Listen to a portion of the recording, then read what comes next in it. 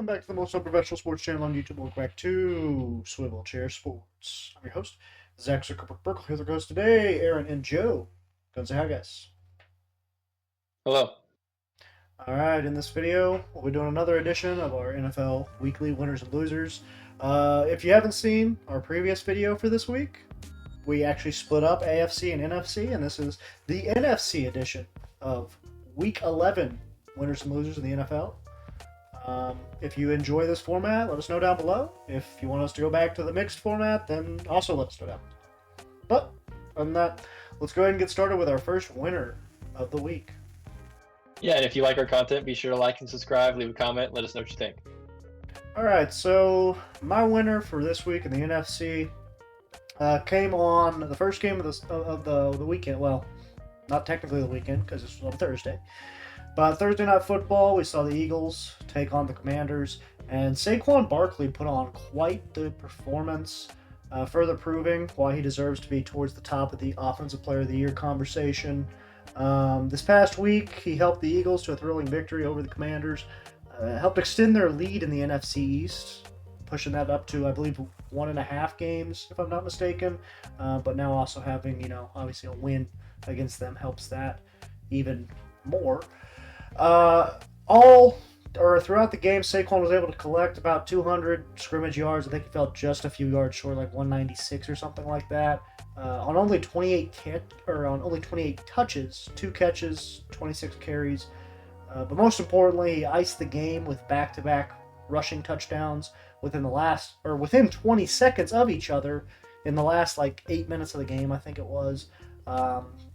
Ended up putting Philly up 26-10 when it was all said and done, with about 4 minutes to play, and all the Commanders could really do is muster together a single touchdown drive before regulation eventually finished out. So, yeah, Saquon Barkley, incredible game this week. Big pickup for the Eagles there. Especially, we kind of talked about this before, with the quarterback situation going on in there in New York, and them potentially having the option of being able to keep him, it really stings. My winner for the NFC is Caleb Williams, and the Bears offense looks so much better than it did. Caleb didn't look nearly as scared or hesitant to throw the ball. They were moving the ball at the end of the game when they needed to. Got the ball in field goal range, and then just unfortunately the kick was blocked. But they didn't have any turnovers against a Packers defense that is known for getting a lot of turnovers this season. So I think this is definitely a step in the right direction for the Bears, and Caleb Williams may not be so broken after all. Yeah, I mean, only morons actually thought that, to be fair. People getting scared that they messed up again with the pick like that. 6 bad games and all of a sudden he's trash, but I digress. They're doing the same to Anthony Richardson. Yeah. But my winner for the week in the NFC is Taysom Hill. I mean, 7 carries, 138 yards, 3 touchdowns. Also, another 8 catches for 50 yards. I mean, just have a week really for the guy. I'm not saying, it doesn't make him like the greatest tight end. None of that stuff. Just heck of a week. I mean, against the Browns, good. It's really the offense, but that's still, Myles Garrett on the other side of the ball, and that's a pretty decent defense for the most part. I mean, Alvin Kamara had 16 carries for 67 yards, so he was popping them for 4 yards easily. But man, Taysom Hill just, nonetheless, 3 touchdowns really hurt my fantasy production, considering Alvin Kamara is my starting running back and Taysom Hill was on my bench. But yeah, it's a hell of a week for Taysom Hill. Super happy for him after he had broken ribs or something like that earlier in the year. Yeah, I know he missed time. So yeah, good room. Yeah, crazy guy. He's guaranteed to pop off for one of those here and there. It's just you never know when. That's kind of the tough part about having him in fantasy. Fantasy stupid. Yeah, he's like the worst player to have in fantasy because you never know what week to start him. But my loser for this week in the NFC, going back to that Thursday night football game.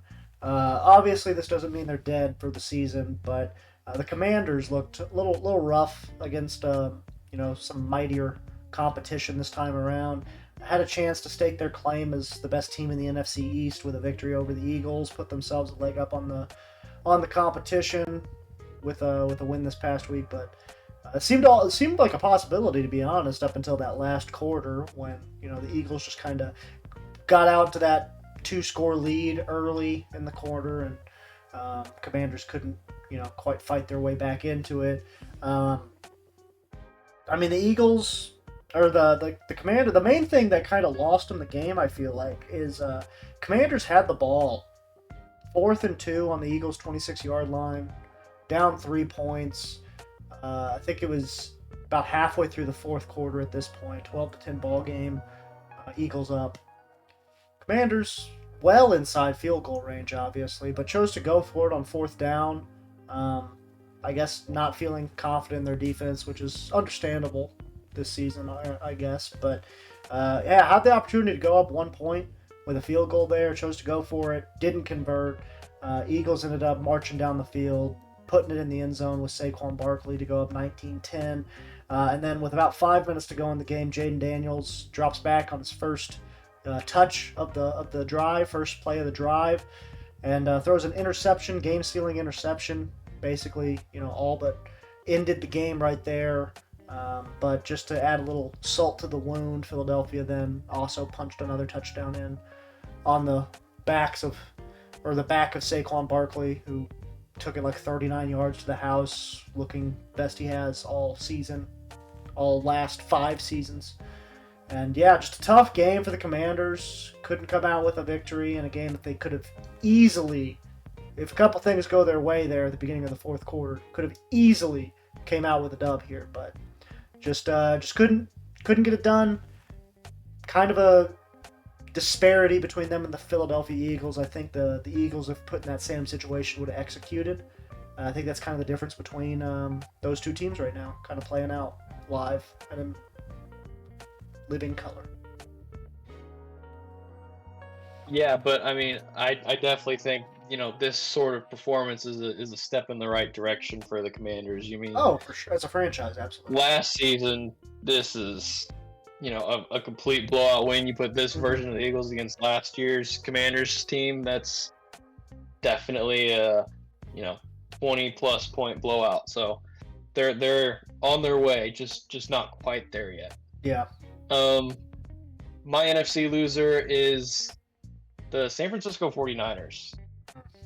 Coming into the season, a lot of people had them as kind of top dogs up there with Detroit for winning the NFC and going to the Super Bowl. Yeah, I think maybe all 3 of us had them definitely top 2. But just kind of coming in, Christian McCaffrey missed first half-ish of the season. He's back. He's not quite rounding into form yet. And their offense, just for some reason, couldn't put up points against the Seahawks, and is struggling. Last week they had the missed kicks with Moody. This week is just not quite finding the end zone. You definitely expect the 49ers, with the talent that they have, to put up more than 17 points against the Seahawks, who's not necessarily known for their stellar defense. So I think it's maybe a little bit of worry there in San Francisco, especially with where they are in the standings at this point in the season. So 49ers are losers this week. Cardinals got to be feeling This would have been a year. awesome right now. And you got to really think, honestly, we all offseason was talked about Brock Purdy, but I'm not saying he's not playing well, or I'm not trying to say he's playing bad, but with what they've done, we've seen other teams with less, or other quarterbacks with less, produce more than they have. And so, if he had maybe, is he not as much of a difference maker? Is he really just a game manager? Is it going kind of against him now that the way the season's rolling out? Yeah. I'm not saying it is. I'm just saying it will be a topic this offseason once again when it comes to.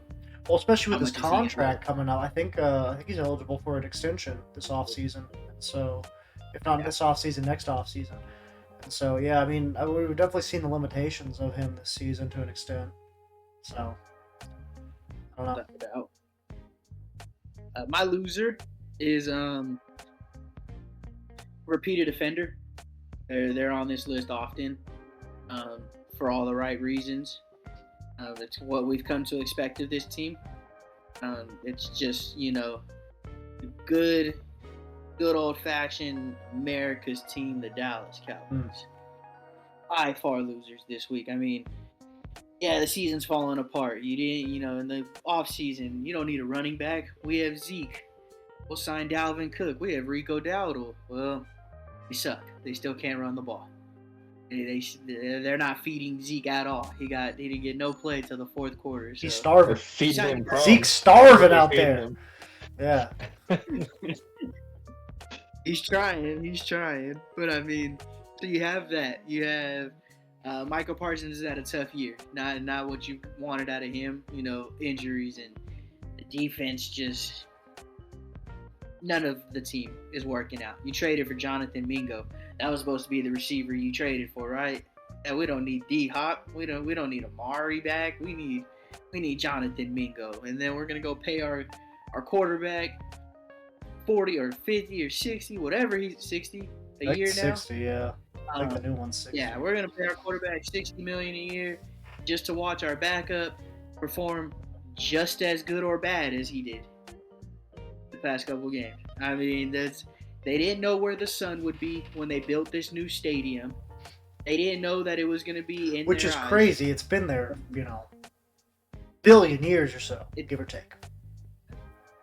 Not enough, I guess, for Jerry and them.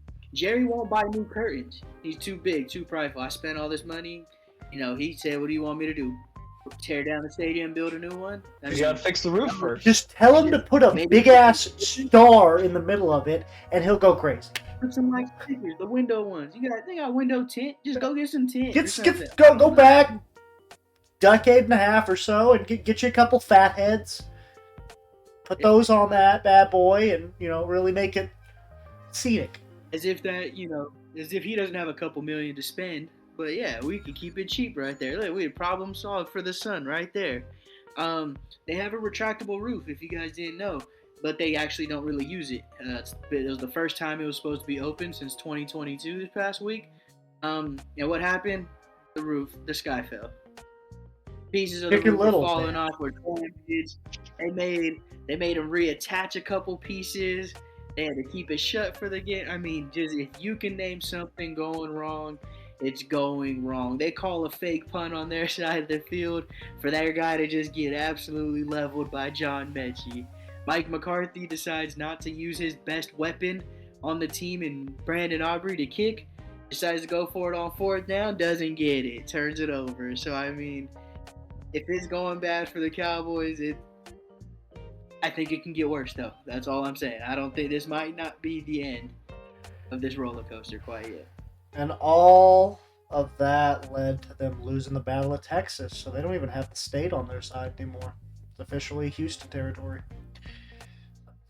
Just to let Joe Mixon It's Texans country now.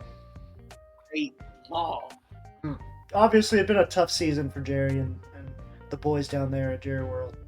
Haven't won a game all season at Jerry World. Only men's American sports franchise to not win a home game in 2024. That goes for hockey. That goes for basketball. That goes for baseball. Football, obviously. That might even go for fucking rugby, for all I know. Intercollegiate, interscholastic, whatever the fuck you call it, rugby.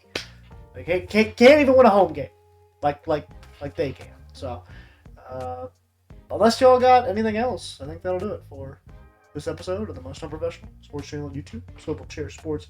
I've been your host, Zach Circleberg Burkle, here with the ghost today, Aaron and Joe. Don't say bye, guys. Bye. Alright, please make sure to like and subscribe if you made it this far into the video. Make sure to let us know down below in the comments how many other teams you know of that have won a home game this year. Bet you don't say the Cowboys. Other than that, deuces. Have a good day.